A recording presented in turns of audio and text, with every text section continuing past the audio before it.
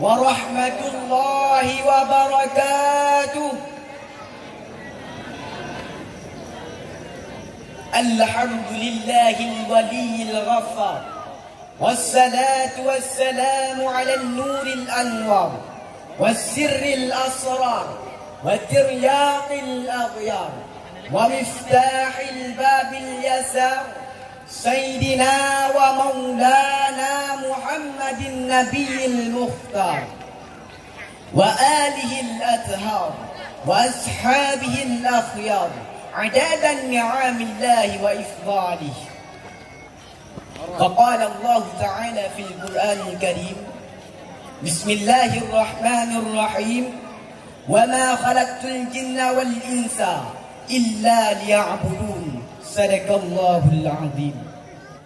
وقال رسول الله صلى الله عليه وسلم في الحديث: بسم الله الرحمن الرحيم، لا تزول قدم عبد يوم القيامة حتى يسألوا عن أربع: عن أموره فيما أفناه، وعن علمه ما عمل به، وعن ماله من أين اكتسبه وفيما أنفقه، ومن جسده فيما أبلاه. صدق الله العظيم. Setelah mengucapkan hamdalah, basmalah, salah dan salam, kata-kata keta'ziman wal ikraman kamu yang fondilai kamu pujara kepada Tunku Hakim yang selaku kamu pemulia. Kemudian yang kedua kepada Tunku Pendai. Kemudian yang ketiga pada hadirin hadirat kaum muslimin yang dimuliakan oleh Allah. Hadirin, cuba tengok keadaan fakta dan realita dino. Ya rekan-rekan kita yang mau penyembah pun puluh dro pak boleh rugo. Hingga tua hakikat nikmat yang diberi lepo. Apalagi kurang duduk.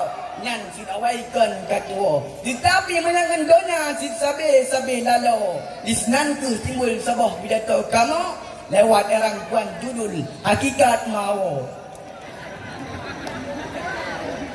Hadirin wa khanu fiddin rahimakumullah. Hadirin, karena sebuah klarifikasi yang harus kita alami, sebuah perkara pasti. Intangan yang kita hadapi, hidup walau gede hana undangan pulang surat keterangan. Tapi ingat, memadat dengan firman kullu nafsin za'iqatul maut yang berkesimpulan mati.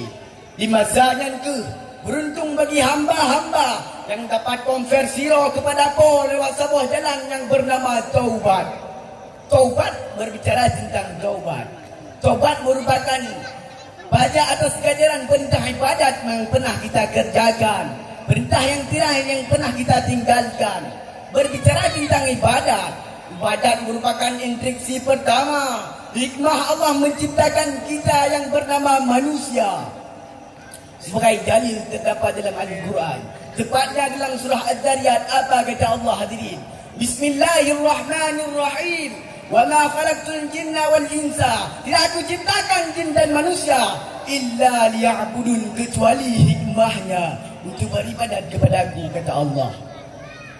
Nah hadirin, sambil duduk-duduk kayak gini, pernah gak kita ingat kepada ilahi Rabbi? Kenapa kita manusia yang harus beribadat kepada Allah?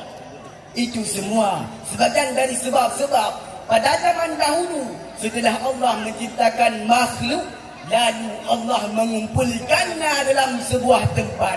Di situlah Allah menanyakan yang pertama kepada para binatang. Hei hambaku dari kalangan para binatang, apakah kalian sanggup menerima perintahku atas seumur hidup kalian yang membawa kalian masuk syurga bila kau mendapat ridha?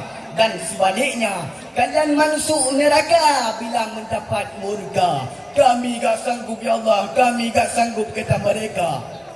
Setelahnya Allah menanyakan kepada para malaikat-malaikatnya, hei hambaku dari kalangan para malaikat, apakah kalian sanggup menerima perintahku atas seumur hidup kalian yang membawa kalian masuk syurga bila mendapat ridha, dan bila kalian mendapat murka maka kalian akan masuk dalam neraka? Kami gak sanggup ya Allah, kami gak sanggup, kata mereka. Setelah itu Allah menanyakan kepada para manusia, Di situlah para manusia menunjukkan tangannya. Kami sanggup ya Allah, kami sanggup, kata manusia. Itulah sebagian dari sebab-sebab hikmah Allah menciptakan kita yang bernama manusia. Nah hadirin kaum muslimin yang dimuliakan oleh Allah, tubuh hakim yang kama pemulia. Kembali kepada dasar mengenai tentang nikmat yang telah kita rasakan. Nikmat bukanlah sekedar nikmat, akan tetapi dipertanggungjawabkan di hari kiamat. Ingat, sebagaimana kata Rasul dalam sebuah hadis yang dirawi oleh Imam Tirmizi, pernah Rasul, la tadudu kata ba'dan yaumal kiamah. Sebelum dilai dua kaki tengok hamba berlangkah pada urut kebangkitan.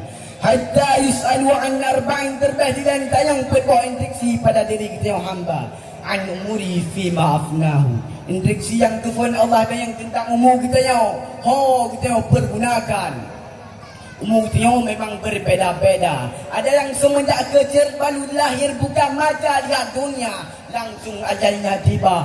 Dan ada juga merek yang ketiga, udah tua tapi belum ajalnya tiba.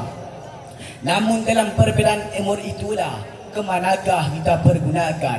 Apakah kita pergunakan dengan cara-cara bermoral lewat motivasi beribadah untuk kita dapat yang namanya ridha? Bukan sebaliknya, yaitu murka. Tetapi yang kita bayangkan bila seandainya mu yang Allah beri hantam pernah dah syukuri, perintah Allah sambil angkari hantam pernah tertepati dengan bakri, nyalakan cara berguna yang kana, maka tuan ni pak urang termasuk dalam kategori urung-urung yang mawa di bawah. Intriksi yang kedua, kita yang Allah tentang an ilmihi ma umila bih, tentang ilmu dia bukan nak amalkan dan tersebarkan.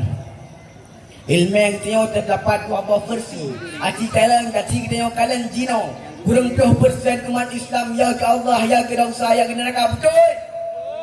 Tetapi nyan mandung seolah-olahana. Kebukti judi korupsi ditpu but nyan berdosa. Mati tina but nyan but murka, tetapi pakana. Afala taqilun, afala tafakkarun, afala taqilun. Bukan yang hana ilmu tinta sadana, man karena betul gonya. Ngana rumamai ilmu yang kana. Versi ilmu yang kedua, ilmu yang kau miliki kanlah untuk kau sendiri, akan tetapi niu bagi-bagi. Diman hendak beri pakri man kata ma'ilma mal'unun berkali Nabi sebarang kaso yang som ilmu, maka orang tersebut akan la'nan oleh Allah. Dalam hadis yang lain Rasulullah nepega, man su'ila an ilman, sebarang kaso yang kita yang tentang ilmu, fakatamahu, maka di som ilmu tersebut hanya betah bahkan kait dengan ilmu. Uljima yaumal kiamah bila jamin menanar. Orang tersebut yaumil kiamah akan membelenggu dengan belenggu api neraka. Na'udzubillah. Intriksi yang ketiga, Allah menanyakan kepada kita an malihi min aina tasabahu wa fima amtakahu. Dan yang oleh Allah tentang dasar, tentang harta dia, pada produksi harta yang dikasihkan, pada midah harta nafkahkan. Mengenai tentang harta. Harta adalah sebagian dari nikmat yang paling mengagum dalam dunia dan payah dapat dalam kubur. Contoh ada pegang mana? Si putih dua muda berwarung gatin urang kaya minta harta. Payah dapat dalam kubur. Nah, kapoh cerita. Mata-mata Nabi Musa pegang. Nah, tiro urang kaya cukup dah kaya. Tapi kalang anak yang memiliki lebih jauh hanyalah kapoh. Libak uronyon. Anak agaknya meninggal dunia. Sehingga tengah geduk-duk dipikirlah mulai orang kaya tersebut. Iban cara anak agaknya dalam kubur menatau pengan. Menyang ke masalah gaji itu berlari harta kenyang kejuk. Nyambat. Kejar. Terus ke dia barmuan Nabi Musa.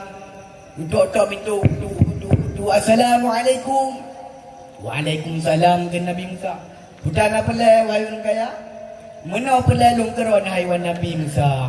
Tiba orang nyawa ni long kan tinggal hidupnya. Banjara ni long dalam kubu. Benar tahu pengan di dalam kubu kerana long saking saya adalah dasar gaji. Orang yang menang dino tajak kami tahu pengan ni orang dalam kubu. Nyampan ke Nabi Musa. Ya ada Nabi Musa ke dengan orang kaya kejak. Terus ke dia batas bawah rumah ke bintih ruhung. Bubung rumah ruhung. Tak video betul. Assalamualaikum. Waalaikumsalam. Debi pemuda baca bekah. Lebih bekah hari tu yang dung katin orang pemuda benar. Hujan apa pelai wahai Nabi Musa? Meno wahai pemuda. Pelai kira ni barunya nak tiro orang kaya pelai tak kira ni. Meno ane ganyan kau melinggai, tapi ganyan di bantara pelai benan kau pengan ane ganyan dalam kubu. Ni pak masanya ke dia pemuda penoyak pengan ane ganyan dalam kubu. Tiba-tiba memdah ro dengan memdah malam mentang yang tentang harta di pemuda peno. Alah gejak malaikat kan gejak apa orang kaya, tetapi gejak mana orang kaya tetapi gejak apa pemuda peno. Dia yang membelah malam harta dimiliki oleh orang lesi pemuda peno hanyalah kalau mengaji. Dia yang membelah malam menaglah-glah padaan tersebut. Sehingga hari fikir ni duit pemudanya njak aku deh baru rumah orang kaya. Bantruk deh baru rumah orang kaya lung dino lung hukumkan. Dino lung tuliskan lung hai lung jaga lin eron. Karena le malaikat kan bak ren eron dia yang balung dia yang tentang harta lu miliki. Membelah malam baki yang lu mikiran. Ana habis padaan tersebut. Tingkat terda dah pegah menau mendih kerana wadah nampak dia ni orang dah pegah aju punya harta yang miliki telah dia pakai maka dia termasuk dalam kategori urung-urung yang mawa juga. Jadi tak boleh kena tempat dia agak lu lagi mah menau mendih dengan apa yang kalian pegah. Nanti dia nak datuk kesimpulan semacam ilmu yang Allah beri yang sertai dia dengan ilmu yang kena beri menanci dengan harta yang dia tengah ada urung minta yang maduman tu yang golong pah dino dapat pah, yang golong beres dino dapat beres, yang golong betul dino dapat betul. Dengan tujuan dah hindari dah diurut-urut oleh perkara mawo. Akhirul kalam. Assalamualaikum warahmatullahi wabarakatuh.